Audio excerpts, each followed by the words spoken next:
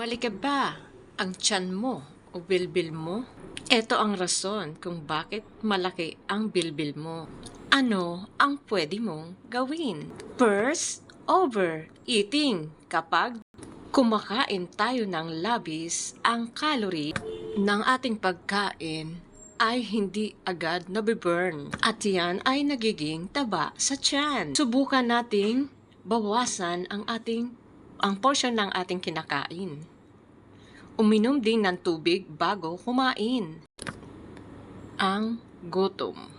Yun bang sa ibig ko sabihin ni mabawasan ang gutom para hindi tayo magugutom basta-basta, di ba? Second, mataas na stress level. Duduling tuloy. Nabubulol. Siyempre, pag stress tayo, dahil maglalabas ng stress.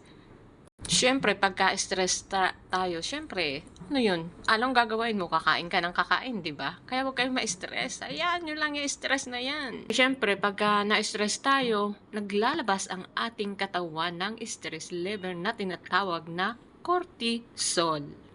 Ang pagkakaroon ng mataas na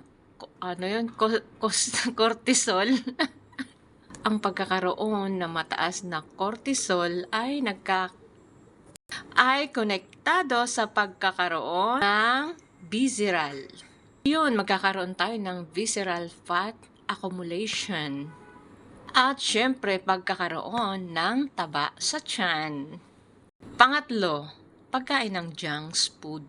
Ang pagkain sa mataas sa asukal ay unhealthy fats at asin katulad na lamang ng nasa junk foods. At yan ay nakakatulong sa mabilis na paglaki ng ating tiyan.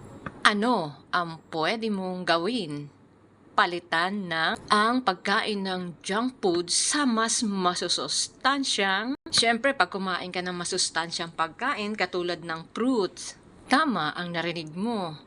Ang gulay ay napakasustansya katulad ng gulay, full grades, ugaliin natin kumain ng mga yan. Siyempre, dapat nating iwasan yan. Kaya dapat ugaliin talaga natin kumain ng mga masusustansyang pagkain. Yan ang very important para malakas ang ating pangangatawan. Hindi yung kakain lang tayo ng kung ano-ano, pero wala naman palang katulad ng maaalat o ano mangyayari sa'yo, masisira ang kidney mo. Diba? Katulad ng mga oily food, masisira ang kasi siyempre pupuntahin sa dugo mo, minsan mahihirapan ka ng huminga kasi pag mayroon ka ng mga fats na yan, saan ba galing ang cholesterol natin, diba doon? Kaya ugaliin natin kumain ng mga prutas, saging, avocado. Kung gusto nyo humaba ang buhay nyo, siyempre yan ang mga pagkain na unang-unang dapat nating gawain. Cucumber, kamates, yan ang ugaliin natin kainin. Kaya sana nagustuhan nyo ang aking mga sinasabi. Ganun lang. Wala lang. Totoo yun. Totoo yan. Para sa inyo, para sa akin, para sa ating lahat.